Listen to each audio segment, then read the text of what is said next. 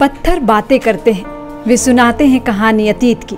ये तराशे हुए पत्थर आपको सैर कराते हैं दिलचस्प और हैरत अंगेज उस कालखंड की जो अब जीवंत इतिहास है। तराशे हुए पत्थरों में उकेरी हुई मूर्तियां बताती हैं सदियों पुराने धर्म, समुदाय और समाज के बारे में। झारखंड के सिमडेगा जिले के बीरूगढ़ का सूर्य मंदिर पत्थरों में उकेरा गया एक ऐसा ही ऐतिहासिक धरोहर है। जिला मुख्यालय से 10 किलोमीटर दूर राष्ट्रीय राजमार्ग संख्या 143 से महज 1 किलोमीटर अंदर पुराने तालाब के किनारे बना है बीरूगढ़ सूर्य मंदिर। खासियत यह है कि इस सूर्य मंदिर का पूरा ढांचा एक ही विशाल पत्थर को तराश कर बनाया गया है। बीरूगढ़ का ऐतिहासिक सूर्य मंदिर सैकड़ों वर्ष पुराना है। यह मंदिर 7वीं सदी का है। मंदिर में 7 अश्वों के साथ रथ पर भगवान सूर्य सवार हैं और उनके अगल बगल में पत्नी संध्या और छाया की प्रतिमाएं हैं। बड़े पत्थरों से बने मंदिर की दीवारों पर एक विशाल पत्थर से छत बनाई गई है जो इसकी अद्भुत कारीगरी को दर्शाता है। मान्यताओं के अनुसार मंदिर का निर्माण देव शिल्प विश्वकर्मा द्वारा रातों रात किया गया था।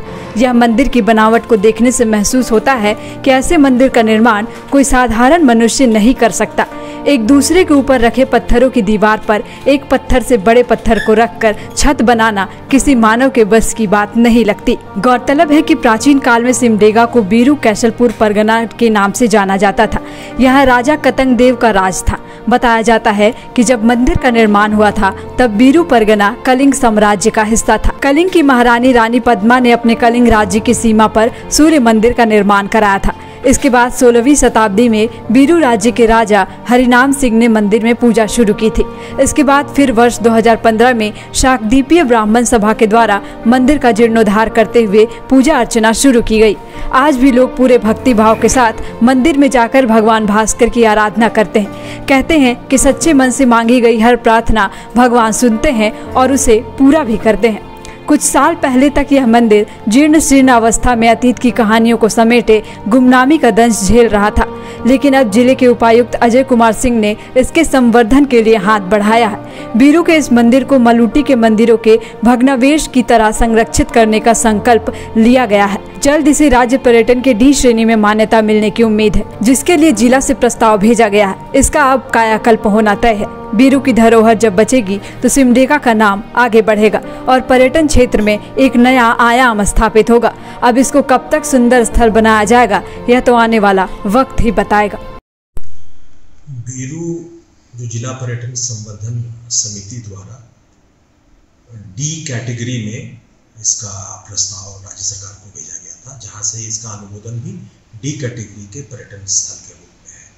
यहाँ पर जो भग्नावशेष हैं वो 11वीं शताब्दी से लेकर के 14वीं 15वीं शताब्दी के बीच वाले भग्नावशेष हैं, जिसमें एक तालाब के सामने मंदिर है, एक सतगरवा जो पहाड़ में है, अंडरग्राउंड जिसका भग्नावशेष है, वो सब पत्थर के ऊपर में पत्थर बिना गारा का इस्तेमाल किए हुए किया हुआ है। वो 11वीं और 14वीं 15वीं शताब्दी के बीच का है। तो हम लोगों ने उसका पोटेंशियल एक भग्नावशेष के रिटेन करने वाले एक स्पेशलिस्ट को रांची से हम लोगों ने बुलवाया था, जो मलूटी मंदिर का कंजर्वेशन का भी काम कर रहे थे।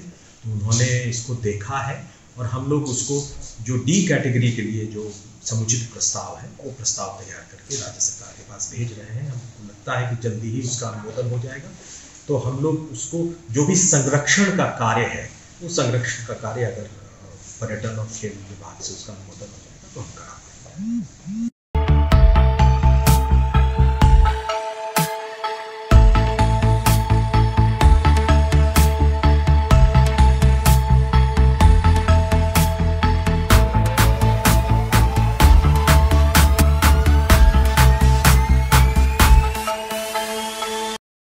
बायोम मेडिकल प्रिपरेशन का एकमात्र संस्थान जहां है complete digital classrooms, individual doubt counters, video lectures, student tracking system, library facility, 100% result oriented rankers batch, study package and class notes in PDF। Jharkhand के इतिहास में पहली बार नीट UG में 700 मार्क्स पार। 10th पास स्टूडेंट्स के लिए फाउंडेशन कोर्स और 11th पास student के लिए फ्रेशर कोर्स। 12th पास स्टूडेंट्स के लिए टारगेट कोर्स 18 अप्रैल से शुरू हो रहे हैं। Contact biome. thefollowup.in. Like, share and subscribe. www.thefollowup.in